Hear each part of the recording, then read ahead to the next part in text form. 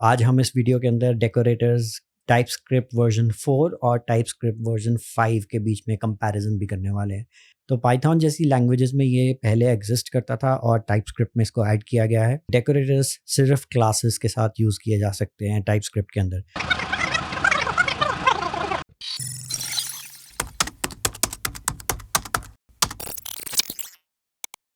मैं अभी देख रहा हूँ मैंने मिस स्पेल कर दिया है डेकोरेटर्स को, बट ठीक है, ये ब्लॉग पोस्ट मैंने लिखा था डेकोरेटर्स के बारे में और इसका लिंक मैं आपको डिस्क्रिप्शन में दे दूंगा नीचे। अगर आपको देखना है तो आप ये ब्लॉग पोस्ट पढ़ सकते हैं।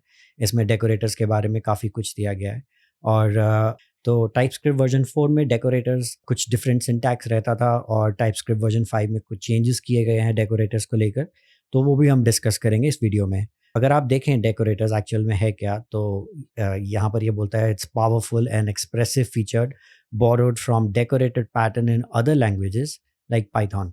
तो पाइथन जैसी लैंग्वेजेस में ये पहले एग्जिस्ट करता था और टाइपस्क्रिप्ट में इसको ऐड किया गया है और अभी आगे प्रपोजल भी चल रहा है कि ECMAScript में भी इसको ऐड किया जाएगा डेकोरेटर्स को। तो हो सकता है आपको फ्यूचर में जावास्क्रिप्ट में भी डेकोरेटर्स देखने को मिले। तभी टाइपस्क्रिप्ट 5 में कुछ चेंजेस किए गए हैं ताकि जावास्क्रिप्ट डेकोरेटर्स और टाइपस्क्रिप्ट डेकोरेटर्स एक साथ यूज़ किए जा सकें। तो देखते हैं इस वीडियो में एक्चुअल में डेकोरेटर्स है क्या। इससे पहले हम डेकोरेटर्स को डेप्थ में देखें, सबसे पहली चीज़ डेकोरेटर्स के बारे में जान लेनी बहुत ज़्यादा ज़रूरी है। वो ये है कि डेकोरेटर्स सिर्फ क्लासेस के साथ यूज़ किए जा सकते हैं टाइपस्क्रिप्ट के अंदर। तो आप एक क्लास को डेकोरेटर लगा सकते हैं, एक क्लास के मेथड को डेकोरेटर लगा सकते हैं, एक क्लास के मेथड की प्रॉपर्टी के साथ क्लास की प्रॉपर्टी के साथ डेकोरेटर यूज़ कर सकते हैं और क्लास के मेथड के पैरामीटर के साथ भी डेकोरेटर्स को यूज़ कर सकते हैं। और जब मैं मेथड की बात कर रहा हूँ टाइपस्क्रिप्ट में, क्लास मेथड्स की, तो मैं इसमें इंक्लूड कर चल रहा हूँ एक्सेसर्स और मॉडिफायर्स को भी। तो जो लोग गेटर्स और सेटर्स यूज़ कर रहे हैं उनके साथ भी ये डेकोरेटर्स उसी तरह से यूज़ हो सकते हैं जैसे कि किसी नॉर्मल मेथड के साथ आप डेकोरेटर्स को यूज़ करते हो। तो यहाँ पर हम टाइपस्क्रिप्ट प्लेग्राउंड ओपन कर लेते हैं या इसमें हम देखेंगे कि हम डेकोरेटर्स कैसे यूज़ कर सकते हैं। मैं टाइपस्क्रिप्ट प्लेग्राउंड इसलिए यूज़ कर रहा हूँ क्योंकि यहाँ पर मैं टाइपस्क्रिप्ट के वर्जन के बीच में इजीली स्विच कर सकता हूँ। तो यहाँ पर मैं स्टार्ट करूँगा 4.x के साथ एंड स्लोली हम मूव करेंगे 5.x की तरफ और देखेंगे कि 4.x के कंपैरिजन में 5.x में टाइपस्क्रिप्ट डेकोरेटर्स में क्या चेंजेस किए गए हैं। तो यहाँ पर 4.x से स्टार्ट करते हैं। सिंस डेकोरेटर्स जो हैं सिर्फ क्लासेस के साथ ही यूज़ किए जा सकते हैं, तो let's just get rid of this boilerplate code. Since decorators सिर्फ क्लासेस के साथ यूज़ किए जा सकते हैं, तो यहाँ सबसे पहले हम एक क्लास डिक्लेयर करेंगे। So let's say my class, ये एक एम्प्टी क्लास है अभी के लिए। डेकोरेटर्स एक फंक्शन होता है और उस फंक्शन के अंदर आपको कुछ एक्स्ट्रा पैरामीटर्स मिलते हैं बाय डिफ़ॉल्ट जो टाइपस्क्रिप्ट आपके लिए पास करता है और उस डेकोरेटर को क्लास के साथ यूज़ करने का एक डिफरेंट मेथड होता है। तो सबसे पहले तो एक फंक्शन ही लिख लेते हैं और उस फंक्शन के अंदर जो डिफ़ॉल्ट पैरामीटर आपको टाइपस्क्रिप्ट प्रोवाइड करता है वो पैरामीटर आपको पास करना पड़ेगा। तो सबसे पहले एक फंक्शन डिक्लेयर करते हैं और इस फंक्शन को बोलते हैं लॉग क्लास। लॉग को कैपिटल L से यूज़ कर लेता हूँ। अब इस फंक्शन को आप कुछ भी बोल सकते हैं, log class, log my class, whatever you want to call it, आप इसको कॉल कर सकते हैं। और इसको डेकोरेटर क्या बनाता है कि एक पर्टिकुलर पैरामीटर जो इसको डिफ़ॉल्ट मिलता है जब आप इस फंक्शन को एज अ डेकोरेटर यूज़ करते हैं। यूज़ कैसे करते हैं वो मैं भी आपको बताऊंगा, बट पहले हम इसके पैरामीटर के बारे में बात कर लेते हैं। तो इसके पैरामीटर को हम टारगेट बुलाते हैं और इस टारगेट को बोलते हैं कि हमें एक फंक्शन मिलेगा। मैं ऐसा क्यों बोल रहा हूँ कि फंक्शन मिलेगा, ये भी आपको मैं अभी बताऊंगा, लेकिन सबसे पहले यहाँ पर ये जानना ज़रूरी है कि एक डिफ़ॉल्ट आर्ग्यूमेंट आपको मिल रहा है और ये आर्ग्यूमेंट को मैंने अभी नाम कर दे दिया है टारगेट। और इस टारगेट को आप कुछ भी बुला सकते हैं, ये आपकी मर्ज़ी है, आपके ऊपर है आप इसको कैसे नेम करना चाहते हैं। और ये आपका डेकोरेटर फंक्शन है। अब इसको अगर आप अपने क्लास में यूज़ करना चाहते हैं तो वो बहुत सिंपल है। आप बस ये डेकोरेटर फंक्शन का नाम लीजिए और @ सिंबल के साथ अपनी क्लास के साथ इसको यूज़ कर लीजिए। तो ये हो गया आपका क्लास डेकोरेटर यूज़। ये डेकोरेटर अगर मैं क्लास के किसी मेथड के साथ यूज़ करता इसी तरीके से मेथड के नाम से पहले, तो वो मेथड डेकोरेटर हो जाता। अब मैं सिंस इसको क्लास के साथ यूज़ कर रहा हूँ तो ये एक क्लास डेकोरेटर हो गया है।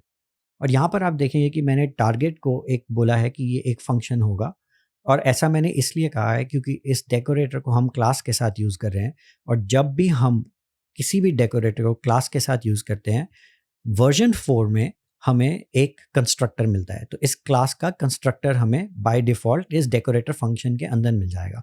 तो हम यहाँ पे कंसोल लॉग कर सकते हैं और हम चेक कर सकते हैं कि हमारा टारगेट है क्या? तो यहाँ पर हम इसको एक बार अपने स्क्रिप्ट को रन करते हैं, तो आप देखेंगे यहाँ पे मुझे मेरा कंस्ट्रक्टर फंक्शन मिल गया। मैं ऐसा क्यों बोल रहा हूँ कि हमें यहाँ पे कंस्ट्रक्टर फंक्शन मिला है, क्योंकि जो क्लासेस होती हैं जावास्क्रिप्ट में वो एक्चुअल में एक सिंटैक्टिक शुगर होती हैं कंस्ट्रक्टर फंक्शंस के ऊपर। तो इसलिए यहाँ पे हमें पूरा एक कंस्ट्रक्टर फंक्शन मिला है और आप देखेंगे कि ये जस्ट बिकॉज़ कि मैंने यहाँ पर डेकोरेटर यूज़ किया है और ये डेकोरेटर से मुझे ये फंक्शन मेरे डेकोरेटर फंक्शन के अंदर मुझे पूरा का पूरा कंस्ट्रक्टर मिल गया अपनी क्लास का। अब इसके बारे में एक बात जाननी बहुत ज़्यादा ज़रूरी है कि जो डेकोरेटर्स हैं, ये कभी भी एग्ज़ीक्यूशन टाइम के ऊपर at the time of execution execute नहीं होते हैं। तो जो भी डेकोरेटर फंक्शन आप यहाँ लिखेंगे, वो ट्रांसपाइलेशन के टाइम पर यूज़ होगा। यानी कि वो एग्ज़ीक्यूट होगा तब जब टाइपस्क्रिप्ट कंपाइल हो रही होगी आपकी जावास्क्रिप्ट के अंदर। तो ये बहुत इंपॉर्टेंट कॉन्सेप्ट है और इसको समझना बहुत ज़्यादा ज़रूरी है कि ये डेकोरेटर फंक्शन मुझे जावास्क्रिप्ट एग्ज़ीक्यूशन के टाइम पे नहीं मिलेगा। ये सिर्फ़ एक बार एग्ज़ीक्यूट होगा पूरे के पूरे साइकिल के अंदर, वो भी जब मेरी टाइपस्क्रिप्ट ट्रांसपाइल हो रही होगी या कंपाइल हो रही होगी जावास्क्रिप्ट के अंदर। अब देखते हैं कि टाइपस्क्रिप्ट 4.x के कंपैरिज़न में टाइपस्क्रिप्ट वर्ज़न 5.x के अंदर डेकोरेटर्स डिफरेंट कैसे हैं। तो यहाँ पर 4.x की जगह इसको हम चेंज कर लेते हैं 5.x में और आप देखेंगे कि जैसे ही मैंने इसको 5.x में कन्वर्ट किया, यहाँ पे ये एरर थ्रो कर रहा है और ये एरर बोल रहा है कि unable to resolve the signature of class decorator when called as an expression. इसका साधारण भाषा में मतलब ये है कि जो आपका डेकोरेटर फंक्शन है, इसका ये जो सिग्नेचर है, आपने यहाँ पे 1 पैरामीटर पास किया है और टाइपस्क्रिप्ट 5 के अंदर एक्चुअल में यहाँ पर 2 पैरामीटर्स रिक्वायर्ड होते हैं। तो सेकंड पैरामीटर जो यहाँ पर हमें चाहिए टाइपस्क्रिप्ट 5 के हिसाब से, उसे हम यूजुअली कहते हैं कॉन्टेक्स्ट और अभी के लिए हम इसको देंगे एनी टाइप। तो देखिए जैसे ही मैंने कॉन्टेक्स्ट सेकंड पैरामीटर यहाँ पे पास किया, आप देखेंगे कि एरर खत्म हो गया, एरर चला गया। तो यही डिफरेंस है क्लास डेकोरेटर वर्जन 5 के कंपैरिजन में वर्जन 4 के अंदर। वर्जन 4 में आपको सिर्फ एक पैरामीटर बाय डिफ़ॉल्ट मिलता था। वर्जन 5 में आपको 2 पैरामीटर्स बाय डिफ़ॉल्ट मिलेंगे टाइपस्क्रिप्ट के अंदर। एक और डिफरेंस यहाँ पर हम जानेंगे जो टाइपस्क्रिप्ट 5 के अंदर हमें मिल रहा है और टाइपस्क्रिप्ट 4 में नहीं होता है, वो ये है कि यहाँ पर हमें कंस्ट्रक्टर फंक्शन मिल रहा है, पर मैं इसको टाइपस्क्रिप्ट 5 के लिए मैं इसको चेंज कर रहा हूँ फिलहाल एनी में, बिकॉज़ अब ये जो टारगेट है ये पूरी की पूरी क्लास है, ये खाली कंस्ट्रक्टर फंक्शन नहीं है। तो यहाँ पे मुझे पूरा क्लास का ब्लूप्रिंट मिलेगा जिस क्लास को मैं इंस्टेंशिएट कर सकता हूँ न्यू कीवर्ड के साथ। बड़ा सटल सा डिफरेंस है, बहुत मेजर डिफरेंस नहीं है, क्योंकि कंस्ट्रक्टर फंक्शंस भी आप न्यू कीवर्ड के साथ इंस्टेंशिएट कर सकते हैं, पर अब वो आपको क्लास का नाम इसलिए नहीं दे रहे क्योंकि यहाँ पर आपको कॉन्टेक्स्ट प्रोवाइड किया जा रहा है। तो अब हम ऐसा करते हैं कि कंसोल लॉग कर देखते हैं कि ये कॉन्टेक्स्ट क्या है। सो कंसोल लॉग कॉन्टेक्स्ट। अब मैं अपने इस फंक्शन को इस स्क्रिप्ट को रन करता हूँ। तो आप यहाँ पर देखेंगे कि यहाँ पर आपको कॉन्टेक्स्ट दिया गया है कि जो आपने डेकोरेटर फंक्शन यूज़ किया है, आपने किस तरह का डेकोरेटर यूज़ किया है। तो यहाँ पे बताया गया है कि ये एक क्लास डेकोरेटर है और अगर आप यहाँ देखेंगे तो यहाँ पे ये भी बताया गया है कि कौन सी क्लास के साथ यूज़ किया है। तो name of the class my class दिया गया है। तो यहाँ पे अब सिंस आपको ये कॉन्टेक्स्ट प्रोवाइड किया जा रहा है, तो आपको साथ के साथ पूरी क्लास ही दे दी है। आप कोई भी चेंजेस चाहें आप डेकोरेटर्स के अंदर कर सकते हैं और जब तक ये डेकोरेटर टाइपस्क्रिप्ट में कंपाइल होकर ये जावास्क्रिप्ट में जाएगा, आप जो भी चेंजेस अपनी क्लास को अप्लाई करना चाहते हैं वो आप यहाँ पर कर सकते हैं। ऐसा पैटर्न आपको बहुत देखने को मिलेगा एंगुलर और नेस्ट जेएस जैसी फ्रेमवर्क्स के अंदर। वहाँ पर बहुत ज़्यादा डेकोरेटर्स का यूज़ होता है।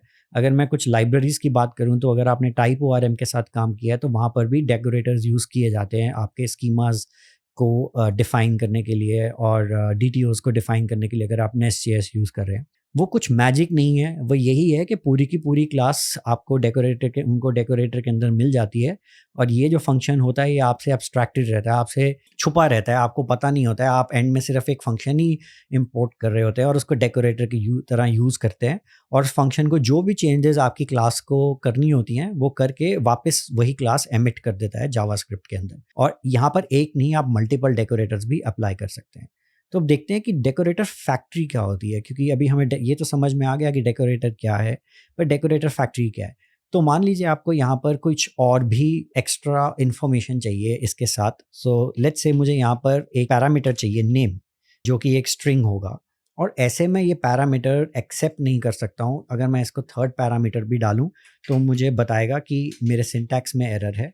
तो अगर आप यहाँ देखें, मैं बोलूँ कि मुझे एक और पैरामीटर चाहिए नेम जो स्ट्रिंग होगा, तो फिर भी आप देखेंगे कि यहाँ पर वो बोलेगा कि ये सिग्नेचर मैच नहीं करता है। तो अगर हमें एक्स्ट्रा आर्ग्यूमेंट्स की रिक्वायर्ड है हमारे यूजर से, और ये बहुत सारे केसेस में होता है कि एक्स्ट्रा आर्ग्यूमेंट चाहिए होता है डेकोरेटर में, तो हम एक डेकोरेटर फैक्ट्री यूज करते हैं। Decorator factory higher order function है। तो जो लोग रिएक्ट में काम कर चुके हैं उन्हें पता होगा हायर ऑर्डर फंक्शन क्या होता है। एक हायर ऑर्डर फंक्शन ऐसा फंक्शन होता है जो एंड में एक फंक्शन को ही रिटर्न करता है। इसमें हम अगर देखें कि हमें डेकोरेटर फैक्ट्री कैसे डिक्लेयर करनी है, तो हमें एक हायर ऑर्डर फंक्शन डिक्लेयर करना होगा। तो यहाँ फंक्शन डिक्लेयर करते हैं और इसको बोलते हैं लॉग क्लास फैक्ट्री। और यहाँ पर हम अब एक एक्स्ट्रा पैरामीटर ले सकते हैं और हम कह सकते हैं कि ये जो पैरामीटर है इसका टाइप होगा स्ट्रिंग। और ये जो हमारा डेकोरेटर है, इस डेकोरेटर को हम इसमें से रिटर्न करेंगे।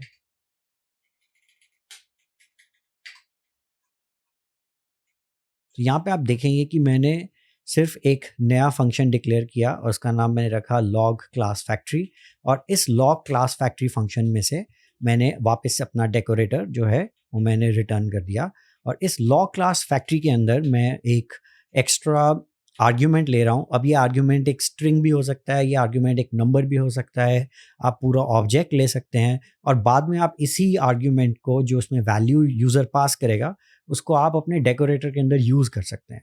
तो यहाँ पे आपको क्लास तो मिली थी और इसके अलावा आपको कॉन्टेक्स्ट भी मिला था। और इसके अलावा अब थर्ड इन्फॉर्मेशन आप यूज़र से भी ले सकते हो कि क्या एक्स्ट्रा इन्फॉर्मेशन आपको चाहिए, जिसके बेसिस पे आप कोई भी लॉजिक अपने डेकोरेटर्स के अंदर यहाँ पर आप अप्लाई कर सकते हो। तो हम यहाँ पर इसको कॉपी करते हैं लॉग क्लास फैक्ट्री को, और इंस्टेड ऑफ लॉग क्लास यहाँ पे लॉग क्लास फैक्ट्री यूज़ करते हैं एज डेकोरेटर। अब आप देखेंगे कि एरर भी चला गया और यहाँ पर मुझे एक्स्ट्रा आर्ग्यूमेंट भी मिल गया जो मैं अपने इसके अंदर डेकोरेटर फैक्ट्री के अंदर यूज़ कर सकता हूँ। और डेकोरेटर के अंदर भी ये वैल्यू मैं यूज़ कर सकता हूँ। तो अभी हम यहाँ कॉन्सोल लॉग करते हैं और कॉन्सोल लॉग करके हम चेक कर सकते हैं कि हमें नेम की वैल्यू क्या मिल रही है। Just so that recognisable value हो, हम इसको नेम को जॉन कर देते हैं यहाँ पर। तो इसे क्लियर करते हैं एक बार अपने लॉग को। सिंस ये क्लियर हो गया और दोबारा से अपनी स्क्रिप्ट रन करते हैं। तो यहाँ पर आप देखेंगे कि क्लास तो आपको मिली ही मिली, उसके अलावा आपको पूरा ये कॉन्सोल लॉग आपको कॉन्टेक्स्ट भी मिला जिसमें काइंड ऑफ डेकोरेटर क्या है। यहाँ जगह बना देता हूँ थोड़ी सी। तो आपको यहाँ काइंड भी मिल गया और आपको नेम मिल गया डेकोरेटर का, सॉरी क्लास का।